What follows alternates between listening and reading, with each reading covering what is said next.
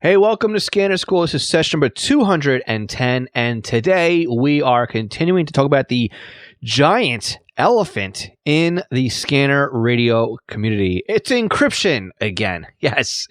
Today we have a special guest on the podcast, Kenneth Fowler. Of course, you may remember Kenneth as being a past guest here on the podcast. We talked about logging radio IDs and how he was using radio IDs to find out what's on a trunk system, and also talking about DMR and amateur radio hotspots and actually how to use them to listen to an untapped network, I guess you could say, or more than what you can actually grab over the air when you set up your own hotspot, all the things you can do with your scanner with a hotspot. So all the sessions from today's podcast can be found on our website at scannerschool.com/session 210.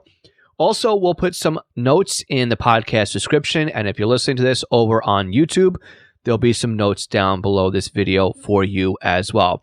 So again, welcome back to Scanner School. My name is Phil Lichtenberger, and my amateur radio call sign is W2LIE.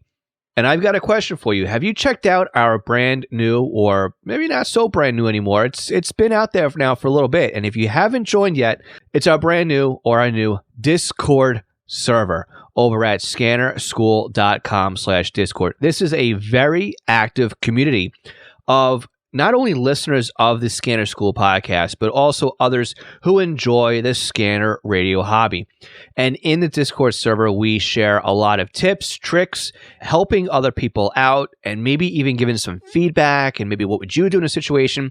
It's a great way of grabbing not only real-time help, but also going back through and looking at some older posts and comments from past in earlier in the week. So again, if you want to check out the Discord server, please go to scannerschool.com/Discord. And also, did you know I am speaking at Ham Radio University 2022 this year? It's a completely virtual event, and you can find out more information about it over at hamradiouniversity.org. I will be speaking about scanner radios, and the date of HRU will be January 8th, 2022. Okay, so like I said at the top of the podcast, we want to welcome back our past guest, Kenneth Fowler. And Kenneth is not only a past guest, but he's also a supporter of the podcast and also one of our Patreon members. So Kenneth, thank you for being very active with the Scanner School community. So the trick here is that Kenneth came to me with this podcast idea. And again, 100% his idea for today's session. And it's how Kenneth, who lives in an area that has encryption on both fire and police, how he still enjoys the scanner radio hobby. He's found other things to listen to that have grabbed his interest. Okay. And again, this is something that I like to repeat, right? We don't throw out our TVs when our favorite television show closes up and says we're not renewing for next season or it's a season finale, right? We find something else to watch. If our favorite band breaks up, we don't say there's no music left to listen to. Or even if our favorite scanner radio magazine or our favorite publication happens to decide they're not going to print anymore, we don't forget how to read and say there's nothing left to read in this world because our favorite publication decided to close up shop. The same needs to hold true for the scanner radio hobby. And to prove this point here, Kenneth is still buying scanner radios to listen to more things in his area. So the fact that his local fire and his local police have encrypted has not stopped him one bit from enjoying the hobby itself. Yes, it's true, he cannot listen to what he started out listening to. And again, for many people, I understand, right? You get into the hobby because you want to listen to just the local police. And if you can't listen to the local police, then for some people, right, that's just it for them. But for the majority of us, for those who are in this for the hobby of scanning, we all know there's much more out there than a police department or a fire department. Trust me, I live in an area where PD is encrypted. I get it, right? I understand not being able to know why a squad car is flying down your street. I miss those days. I mean, it was part of me growing up. but you find ways around listening to it. And this is the focus of today's conversation with Kenneth. What is he listening to fill in the gaps, to still understand what is out there? And Kenneth did his homework before coming on today's podcast, and he has a full list of things that he listens to or could listen to find out some of the same information he was going to get anyway over the police bans. So with that, we're going to say thank you, Kenneth, for being a part of the podcast family, and we'll jump into Kenneth's conversation in just 1 second. Now, before we get any further in this week's podcast, I want to take a few minutes to thank our Patreon supporters. Now, Patreon is an affordable way for you to support the podcast and our upcoming expansion into YouTube for 2022. So think of Patreon as the PBS model of helping out Scanner School. For a monthly or yearly donation, not only do you help support the podcast, but depending on your donation tier, you will receive certain benefits. The most popular benefit tier being our $5 a month or the $51 a year tier. It's the same tier. We just discount if you can pay us over a year. Now, this tier offers the podcast and YouTube videos early, and also you receive a free Squelchy pack of stickers, several discounts, and access to our monthly live Scanner Radio Roundtable discussion we hold monthly on Zoom. Oh, and by the way, most of the Patreon levels also get a special version of the podcast that does not include the middle advertising break in each episode. Now, find out more about Patreon and our supporting tiers by visiting scannerschool.com/Patreon. I'd also like to take a moment here and thank all of our Patreon supporters. Alan Gonzalez, Arthur Heron, Bill Kay, Brandon Sammons, Brian King, Buzz Gold, Chris Paris, Craig Harper, Dan, Dave Pasco, David C., Denny Crotty, Ed Walsh, Edward Bramlett, Floyd Goff, Glenn Wright, Greg Johnson, Guy Lee, Jack Haycock, Jacob Jacobson, Jacques Berry, James Broxson, James Felling, James Peruta, Jay Reed, Jeff Block, Jeff Chapman, Jeff McLeod, Jenny Taylor, Jim B., Jim Heinrich, Joe Curtis, John Kordoff, John Keel, John Sweeney, John Goldenberg, Joshua Robbs, Ken Newberry, Kenneth Fowler, Kevin Zwicky, Lenny Bauer, Les Stevenson, Lynn Smith, Mark Beebe, Mason Kramer, Michael Gorman, Michael Kroger, Nicholas Stenger, Paul Teal, Paul Seish, Randy Cummins, Raymond Hill, Ronnie Bach, Sal Marandola, Scott Lefgren, Terry Weatherford, Tim Mazza, Todd Glendy, and William Arcand. Ken, thank you so much for coming back onto the podcast. It's great to have you back on Scanner School. I'm glad to be here. So just as a quick reminder, you are, first of all, let's get this out of the way and plug this one. The Scanner Junkies Net. I want to try to bridge a little connection here between what you do and what we do over here in Scanner School. So before we even get into today's discussion, why don't you talk about what the Scanner Junkies are and how people can join what it is that you do? Sure. We've resurrected an amateur radio net called the Scanner Junkies. I guess I modeled it after a local radio show called the Sports Junkies, so it just kind of fit. We are on the TGIF DMR network, which is primarily accessible via hotspot or an MDVM hotspots. You have to be a licensed amateur. We are talk group number 1033, and we started up our net last night. Basically, only had 2 participants, a little confusion, and people trying to adjust their schedules, but we'll get there. Okay, not a problem. So to basically summarize, it is an amateur radio net that's held on DMR TGIF, and you can find more information about that on tgif.network. It is talk group 1033, and you do need to be a licensed amateur radio operator to participate and even to listen. I don't think there's any way to even listen to the net unless somebody can stream it into the net, which would be something interesting to see if we can do that on our own Discord server. I tried checking in last night. It was one of the very first things I tried transmitting on with DMR and found out my hotspot is not on frequency, so we'll tweak that up. But for anybody who is a licensed amateur radio operator, you can check out your Facebook group, which I think is the Scanner Junkies on Facebook. Yes, search for TGIF Talk Group 1033. Okay, perfect. And we'll start and add some bumpers for you too over on our social media too for anybody that wants to join. Sure. So, but yeah, we're going to try to do nets, I believe the third Sunday of every month at 8 p.m. Eastern. Perfect. 8 p.m. Eastern time. And it's open to anybody who's an amateur radio operator that has access to either via RF, the TGIF network, 1033, or if they have their own hotspot. And of course, you can just jump on at any time as it's your hotspot. And the talk group is available 24/7. It's the net time is just that third Sunday that you have it scheduled now, but the actual talk group does not disappear. It's always available.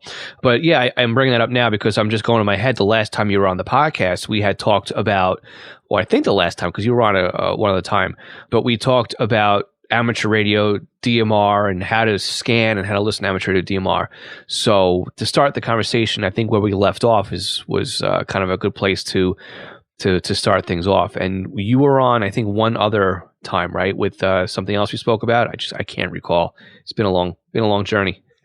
I can't even remember what I discussed. Well, I'll look it up as we talk. But you are definitely here today to talk about what happens or what you can do after things encrypt. I know that I've talked about this in the podcast, but I'm really happy that today was your idea to come on the podcast and to reach out to me and schedule us up and to talk about what you do and your story with encryption and monitoring stuff. So I'm going to let you take it from here, Ken. What do you do now that your local area is encrypted?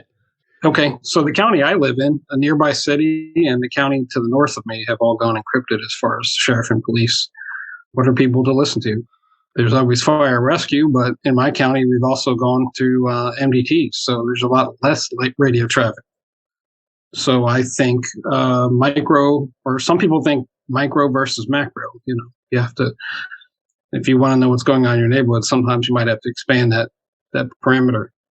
I just started to listen to, the two main things I started to listen to were the county school buses. You never know what you're going to hear these people talk about. Sounds like a CB. I think the other day I heard that one of the drivers saying there was a cougar on the loose, and somebody else is like, no, it's not a cougar. There's no cougars running around my county. The other thing I started to listen to was the Department of Transportation has the Safety Service Patrol on the interstate. Mm-hmm. So if you want to know what's going on the interstate, especially if you're going to be a commuter, listen to those Safety Service Patrols. A few other ideas.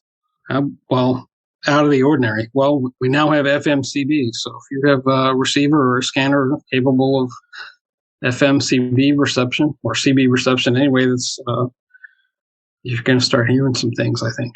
Yep, and I've got that tabled right now on the podcast until it becomes a little bit more mainstream. I was going to talk about it because I saw NatCom did a whole article on it, and I didn't want to release that too quick behind there. So I was kind of waiting to see if we got any more. I don't think there's anything out right now, right, as far as hardware for FMCB just yet? The Chinese are probably racing everybody else to the punch on that, but it may be. Well, I mean, I'm sure Cobra's got something, and also President, right? Because their radios right now receive no weather. It's just a matter of being able to enable you to transmit on FM. So they have the FM circuitry in there. So I think that a lot of the overseas radios for that they replaced the weather button, and that becomes your AM FM toggle switch on, if I'm not mistaken, on some of those radios. But I just didn't know if there's anything here in the States that was in market now that you can purchase by the end of 2021. But I guess they would still need FCC type acceptance once FCC made approval that they would accept those types of radios. So I guess we'll look at it a couple of months out on that one as well. But very interesting that you bring up school buses, because that's one of the things that I enjoy listening to. And I got my daughter actually hooked on listening to school buses. She thought it was very exciting to listen to them and to hear them. And you're right, though. There's a lot of chatter. And a really good time to listen to school buses is when it snows out, because that's when you really hear how delayed things are and how bad the traffic is, and how bad not just the main roads are, but the side streets, right? The residential roads, and how unplowed they are or how icy they are. And that certainly does make for a real life experience as to what it's going to be like to go and commute for the morning. Oh, yes. You're going to hear road conditions. You're going to hear, there's an accident here that you may have not have heard dispatched elsewhere. You're going to hear rerouting. What's the best way to get around it? Because the bus drivers have to get around it too. Mm-hmm. Biggest part of that now is the confusion over the shortage, the driver shortage, and the overcrowding of one route, and the other drivers have to pick up students. It may just be one extra student, but they have to reroute and go to different schools. So, I don't envy the people sitting in the operation room at the transportation department. Right. And this is one of those things too. I actually have in a schedule for next year is school bus monitoring because, like I said, my 7-year-old, who will be 8 at that time, loves listening to them. And I've been keeping an eyeball just on my local area, right? So I can start preparing and getting the mindset to do a podcast episode on school buses. And just noticing, and I don't know how it is by you, but over here, it's very hard to keep track of how many school bus agencies are actually out there doing pickups and deliveries. And it used to be, I remember when I was a kid, there was like, I don't know, maybe 2 bus companies we had. And looking now, there's a handful of larger bus companies. And then it seems like almost every district now is starting to get their own set of buses, which again, seems like it'd be another expense that school districts don't need, but they are managing their own fleet of buses and drivers and everything else. And I'm assuming that's because they want to make sure that you break up on the shortage, that maybe they just have resources in district to at least pick up their students possibly. Because again, a lot of these districts I've never seen buses for. It's always been, leased out through or contracted out through a larger agency. But yeah, to see both locally here, Farmingdale and Plain Edge both have their own bus company now. So it's interesting. Yes. So in Virginia, it's usually transportation is operated by the local school board, which is organized on a county or city basis. And it's just the way the governments get organized here. Like you said, on Long Island, it's completely different. And I have a little bit of a expertise with that, I guess, because I do work for a company that is involved in bus safety and bus cameras. And I've actually processed those kind of videos for the school districts in Suffolk County. Okay. There are as many school districts in Suffolk County as you can't even count. So trying to find out, what radios they're using, whether it's a government enterprise or a private company or a national company, or it can be everywhere. Right. And that's where I was getting at with that is if you want to know what's going on a commute, you got to think that there's going to be more than one bus company you're going to be monitoring. It's probably going to be on more than one type of system, or maybe it's all on the same system. Maybe they've got their own systems. And I've discovered that as well, when I was searching around and I discovered a DMR network. It wasn't mapped in radio reference at all. So I took it as a challenge to start mapping out this network. And it wasn't that difficult because it was fairly active. But the same 2 or 3 talk groups kept coming up, and it ended up being a school district's DMR system. And wouldn't you know, when you flip over to one of the licenses or one of the frequencies they're licensed for, they actually have the LRRP data going out. So you can actually start seeing where all the buses are within the district.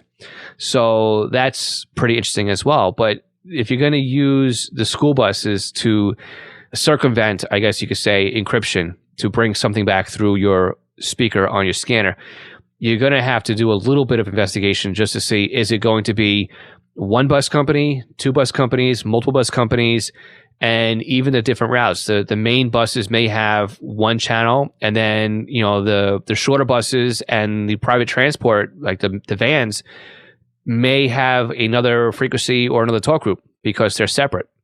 So it's buses alone. I think we got on a tangent here, but buses alone, it's a great way to find out what is going on your commute and how roads and traffic and weather conditions are. But you also talked about too the DOT safety service. Now, what would you expect to hear on something like that? Just regular old accidents, or what else are you expecting to hear when you listen to DOT? Sure. The site in my county covers traffic from Northern Virginia and from the Richmond area. So if you listen, there's 2 separate talk groups for the Safety Service Patrol, covering both regions. You will hear the Safety Service Patrol dispatched for anything from the disabled vehicle to cleaning up debris in the roadway to providing blocking services for public safety that may be on the scene of an accident, assisting you even with major road closures. Sometimes they get off route and assist even local state highway stuff, but normally it's confined to the interstate.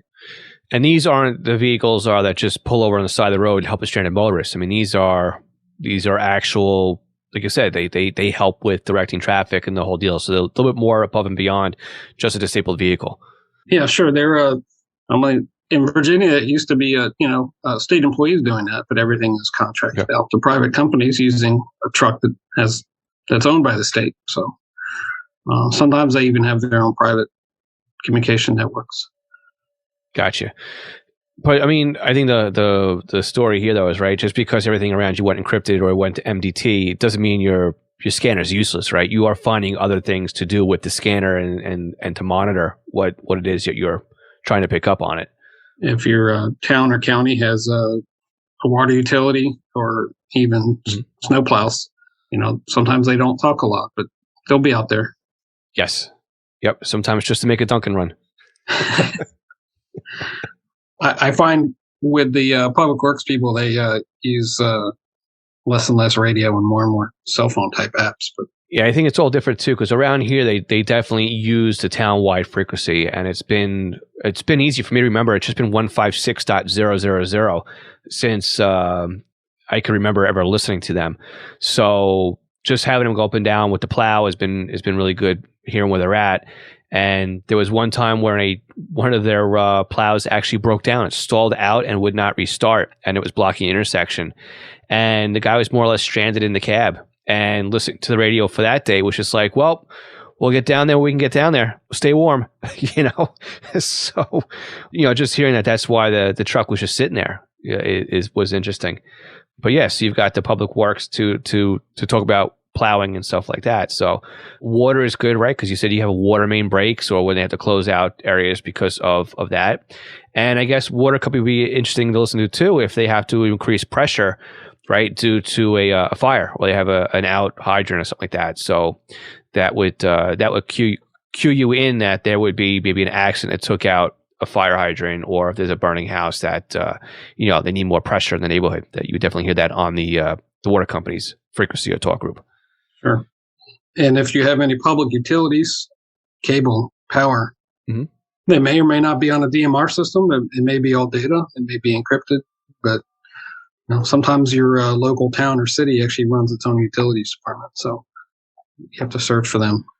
Right. And again, that's great too for a car into a pole, down wires, bad storms, the whole deal. I mean, that would be good to listen to as well. Yep. Perfect.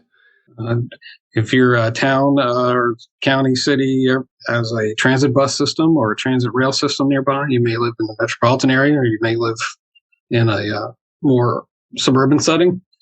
Local city or county transit buses, usually those aren't encrypted. So same kind of traffic as you would hear on a school bus frequency. Right. And I'm a little annoyed here because we had the Nassau system, right? Was Nassau County owned the bus system. And then it was sold out and became the NICE bus system.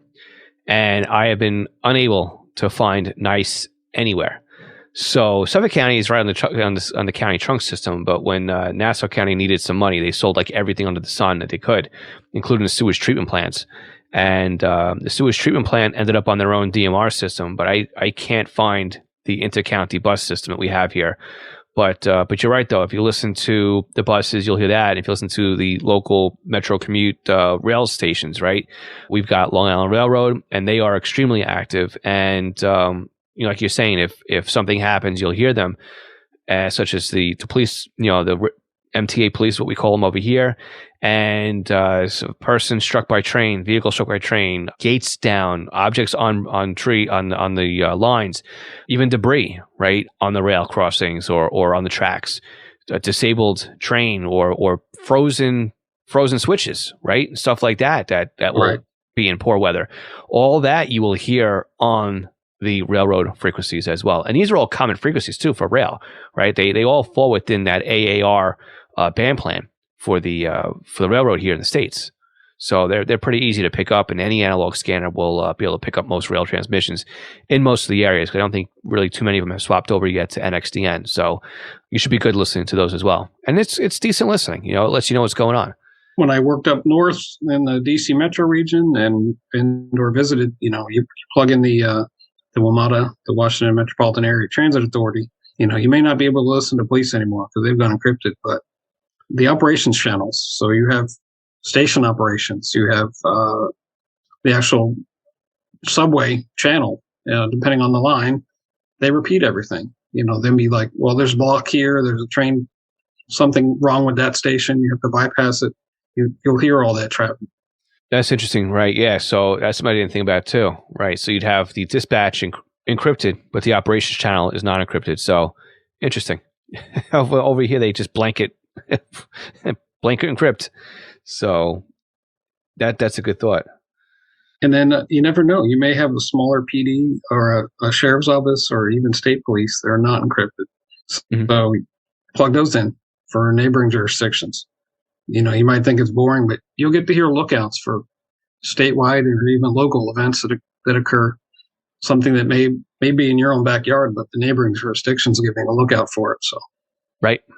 Yep. And that's actually a good thought too, listen to neighboring and stuff like that, because again, we've got our county PD is encrypted, but knock on wood, the sheriff's department is not.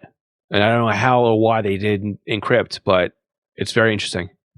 So, but it just goes to prove, right, that that it may not be the full agency.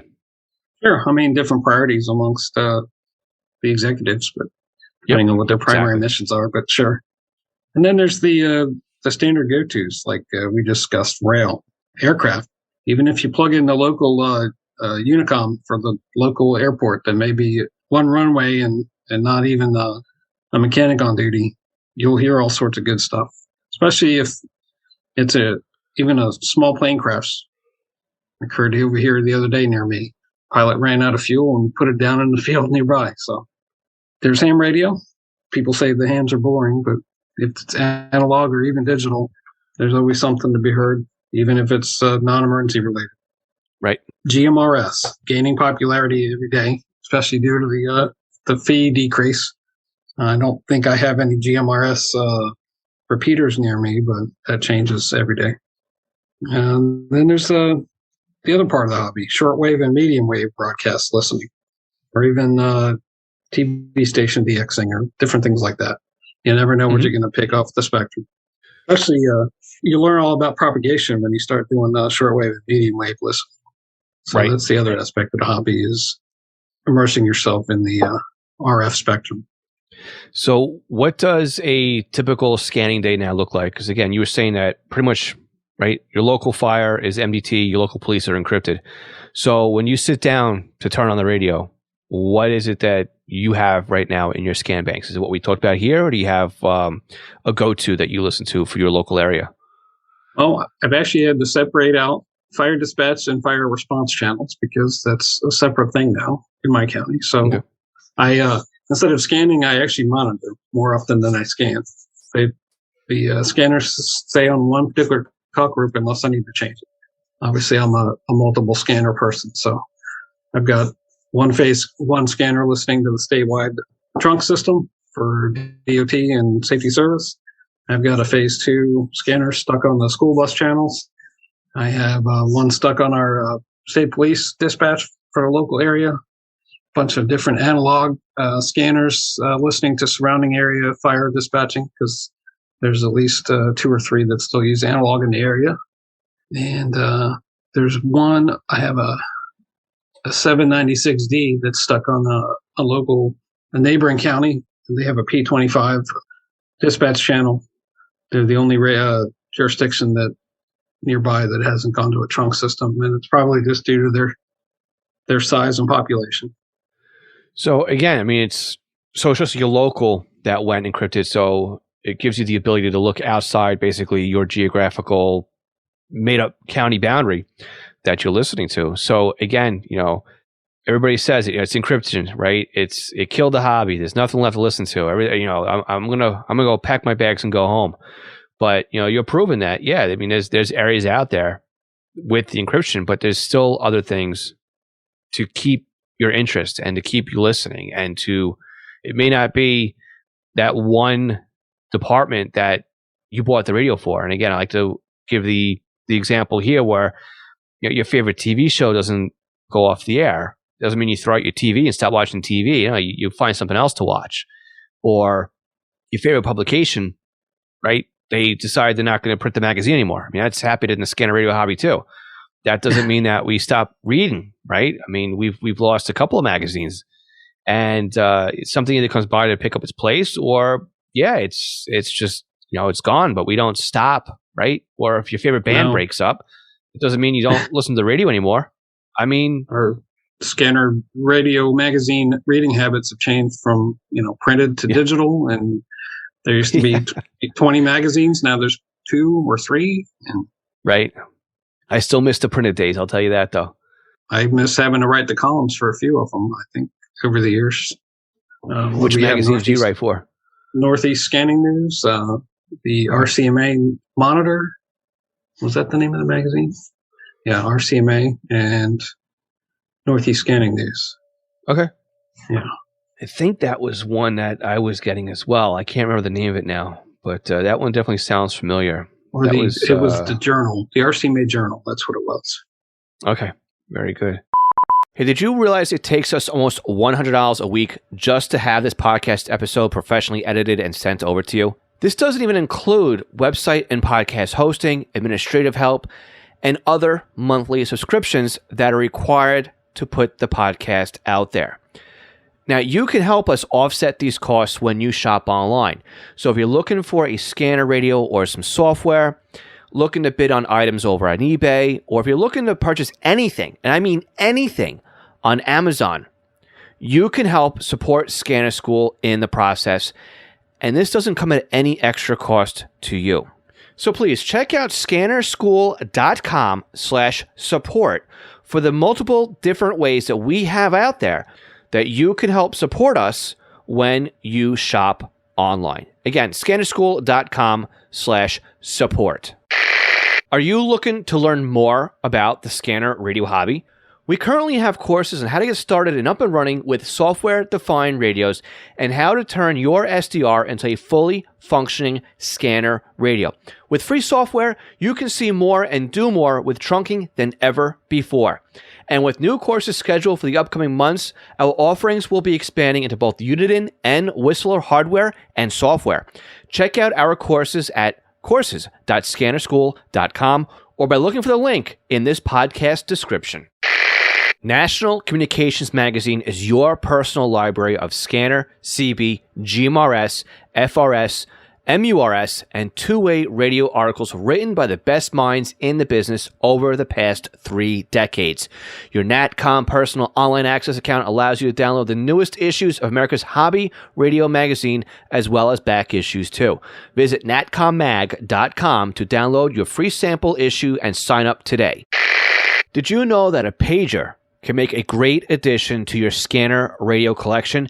And even if I didn't own East Coast pagers, I still have one or maybe a couple of pagers as a part of my scanner radio setup. This is because a pager can be used to just monitor your local fire department or your regional departments, and if you set it up correctly to alert you when the tones are sent over the air, then the pager will remain silent until you need to know what is going on. This frees up your scanner to monitor everything else that's going on besides your local stuff, or can prevent you from missing the local stuff because your scanner is busy doing other things. Now, pagers aren't just limited to fire dispatches anymore. Unication has great solutions to monitor both analog and P25 paging systems, where many public safety and police departments are switching over to. Swissphone and Apollo make great analog solutions as well, and all three still sell POGSAG and Flex pagers, still in use by many departments for text alerting.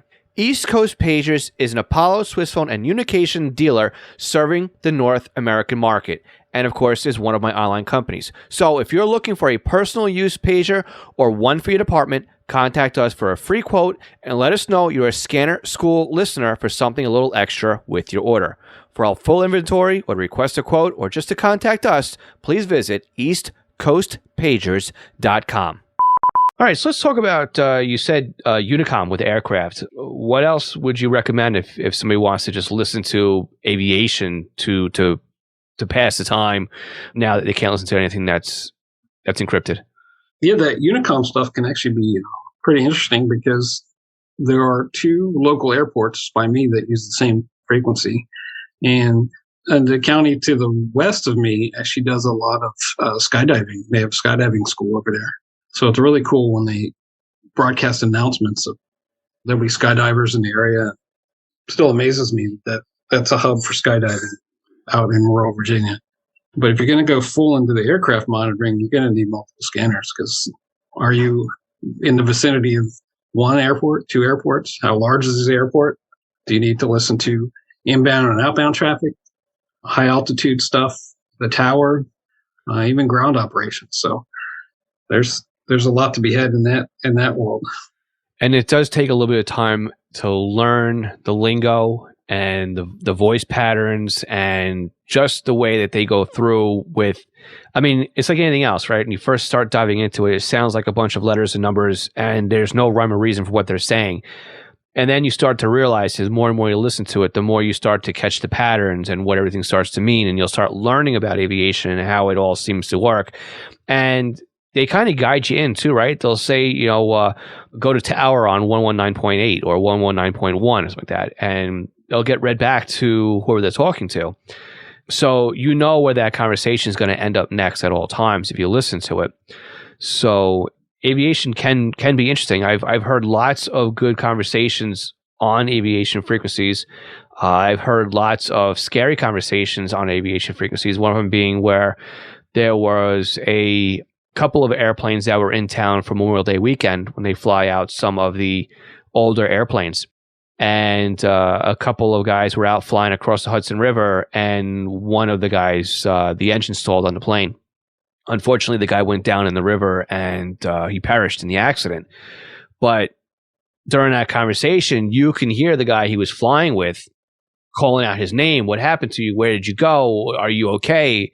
And then that started the whole thing. So I've also heard there was I was watching a blimp that was trying to fly into a headwind, and it was basically over the parkway, and I could see it out my front window, and I could see it just hovering there and going up and going down, and eventually listening to that and hearing him say, okay, I see a park down there, I'm just going to ditch the there's no way I can make it in, I can't overpower the headwind. So aviation definitely has a spot in the scanner. So it may not be something that everybody listens to, but there are guys out there that listen to nothing but aviation, because you never know what you're going to hear. And sometimes too, I've seen lots of videos and recordings. Sometimes you get tower or some of the other areas. They kind of don't get along with the pilots and vice versa, right? There's kind of sometimes a lot of back and forth between the two radio operators, and some of it may not always be pretty. So you may find some drama on the airwaves just listening to aviation as well. Yeah, I've heard listened to a lot of YouTube recordings, and it seems to be every airport, but LAX is probably a big one for that. And depending on your distance from the airport, like I'm kind of in the flight path of Reagan National and or Dulles International, and I can only listen to the sector, the low sector departure and approach channel for this particular area. And then I can listen to, because I don't have any external antennas for that, the high altitude stuff that flies over. Mm-hmm. That may be en route to New York or Boston or even further down to Atlanta. What's the next sector to the west? I guess Cleveland or something like that. But yeah, that's a good point too. You don't have an outdoor antenna, but it's aviation, right? So even if you don't have an outdoor antenna, it's still line of sight. So you may not hear ground, but you would definitely hear the airplanes. And especially when they're high altitude, if they're talking, you'll hear them from miles out. So aviation could be definitely a good way to use the little antenna you have. In the one sector near me, you'll hear local pilots actually giving some sort of because they're not flying by instrument, local flight paths, and see if altitudes are okay. And obviously, we have a huge amount of restricted airspace in this neck of the woods, so they get instruction on how to avoid it sometimes. Excellent. That's pretty good. So there's, like I said, there's plenty of stuff out there that go on with other things to listen to. You did talk about ham radio and GMRS, and even though they're not really an emergency service, and it's more of a just guys that don't know how to press the RTL button on the radio, right, which is the release to listen. And it's amateur radio, though, does hold a point, especially when you listen to something like a marathon, right? Sometimes they'll bring in ham radio operators and GMRS radio operators to assist with the marathon. Especially here where we do the Long Island Marathon, you'll find out where the tail runner is, or the last person in the race, or where the trail car is. So you'll know basically at what point you can expect the roads to start reopening in an area, or when the first person crosses the finish line. You may find out when a runner is injured or something like that. And also in amateur radio, you've got routine nets such as traffic nets, or maybe even technical nets, practice nets for CW. Skywarn is another one that may pique your interest if you have a interest in weather. Even with GMRS, I don't know how busy they are now, but there's React was one of the big groups for GMRS even through the 70s, right? They were on, I believe, on CB at the time. But there are other emergency groups out there, and there's even ones that spring up, grassroots type of deal. We have one local here, which was SHTFLI, which we all kind of know what that stands for. And they've recently rebranded themselves, I guess in the last 10 years or so, rebranded themselves as being BridgeCom, where they were bridging the gap to kind of get away from that whole SHTF when they were trying to professionalize themselves. And now they work very closely with local agencies and amateur radio operators and stuff like that. And a lot of the guys now are dual licensed to be on either side of the microphone, on either radio, basically on amateur radio or GMRS.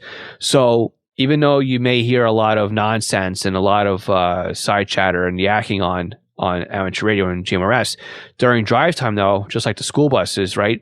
You got commuters who are out there, or you may have somebody who comes across an accident. And before cell phones, it was always big that you get somebody who would report an accident, and you were actually getting real time. There's a car on the side of the road. I've got multiple people injured. Please call us into 911. And somebody would come on a line, and they'd be playing telephone basically over the amateur radio to relay that information into police. With the advent of cell phones, a lot of that disappeared at this point. But there is still that whole thing when you listen to those kinds of frequencies that you could pop across something that is interesting like that. So don't discount amateur radio. And again, I listened last night. There is a local club. There's the Technical Net, which is pretty popular. People stream that net just to listen to what happens and what the knowledge is that's being shared. So they really deep dive some information. So it's more to listen to than just, like I said, somebody like me right now, just blabbering. Oh, yeah. So, like, when I lived in Northern Virginia, the big club up there called the Northern Virginia FM Association used to have auto patches on 2 of their repeaters.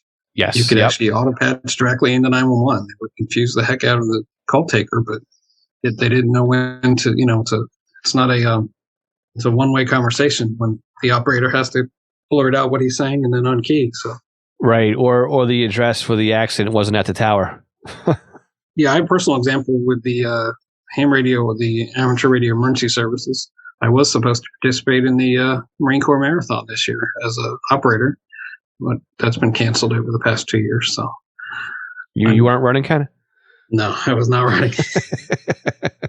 I did work a post one time. This was on one of the state highways running past the Pentagon. This was a couple of years back, and it's a good day. The marathon was a good day. Yeah, they can be a lot of fun. Are large because it's not one frequency. There's a repeater in Virginia. There's a repeater in the district. There's a repeater about 10 miles away on a high building. There are data networks.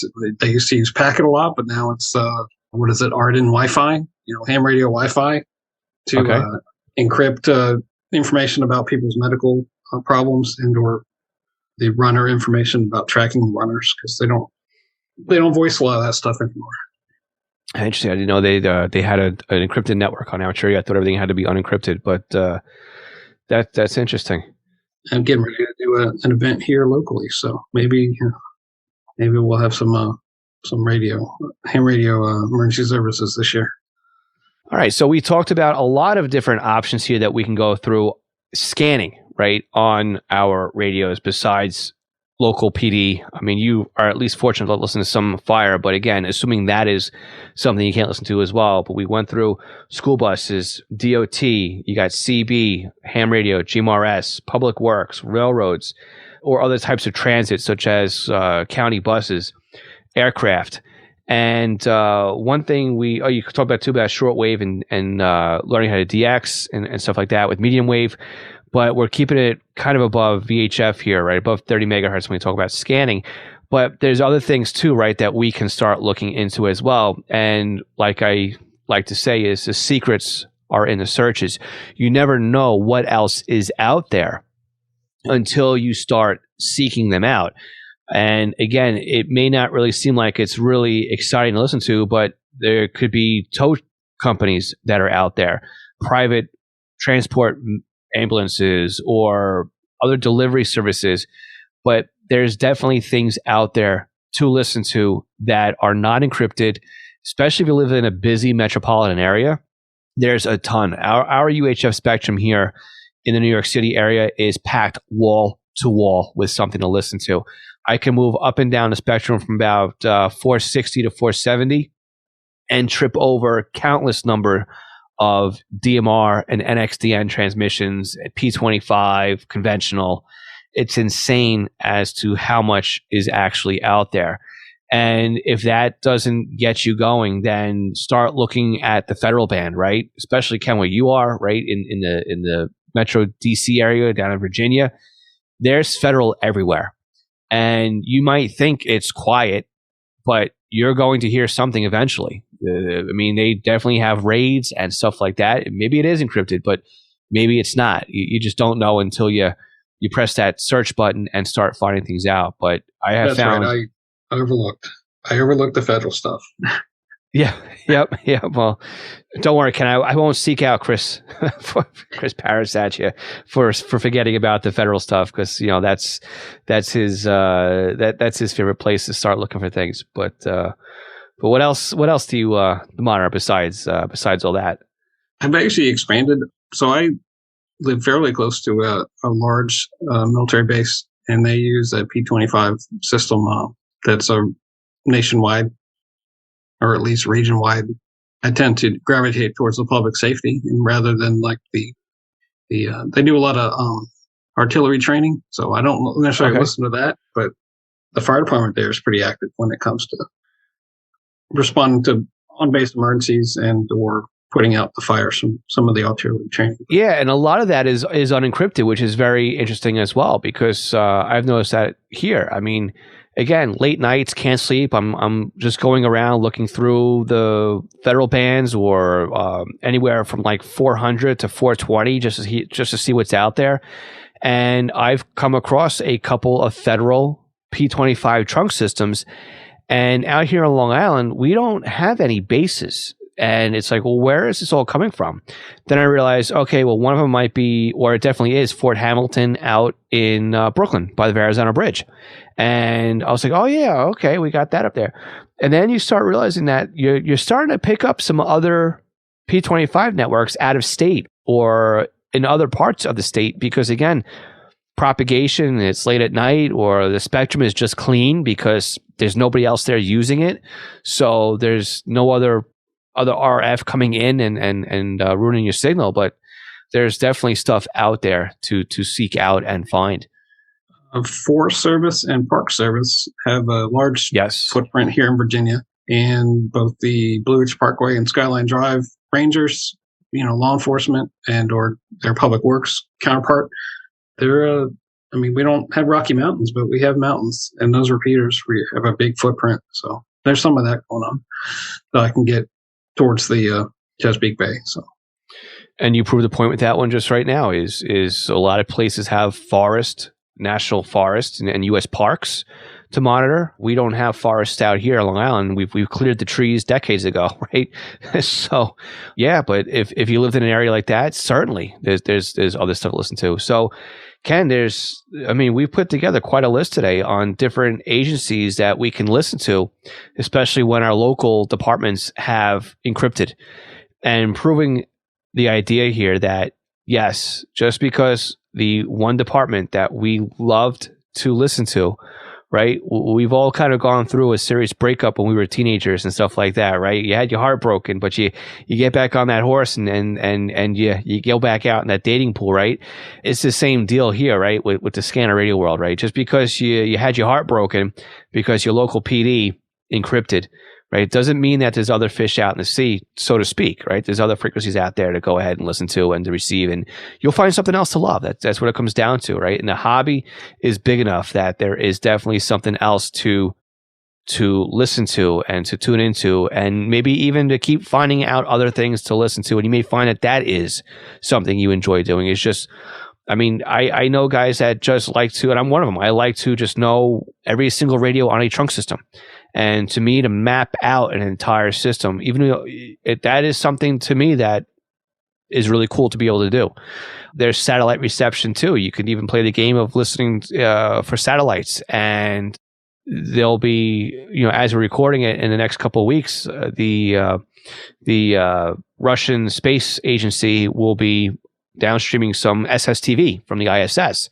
So we'll be able to pick that up and follow those on some of the ISS passes. So there's plenty of things that we can do besides listening to local PD. And yeah, it stinks when there's lights and sirens going down your street and you've got no idea what's going on, but you can't be bitter about it forever, right? You got to move on and enjoy the hobby. And there's plenty of things to listen to besides. Like you said, you're in an RF rich environment. As the East Coast sprawl continues further south, my area is definitely going to grow. I see it every day. New stuff going on. Mm-hmm. We're actually getting a new Veterans Affairs hospital here, so maybe there's something to discover that when that happens. Right. And that's usually P25, but they I think here they encrypted that one too. But yeah, they got their own system, and that's that's P25 last I looked. So definitely plenty of stuff to listen to. Definitely. So, all right, Ken, you got anything else for today? No, I think that's the end of my list. Excellent. All right, Ken. Well, again, this was your idea to come on the podcast today, and you reached out to me and you filled out the calendar on the website to book today's session.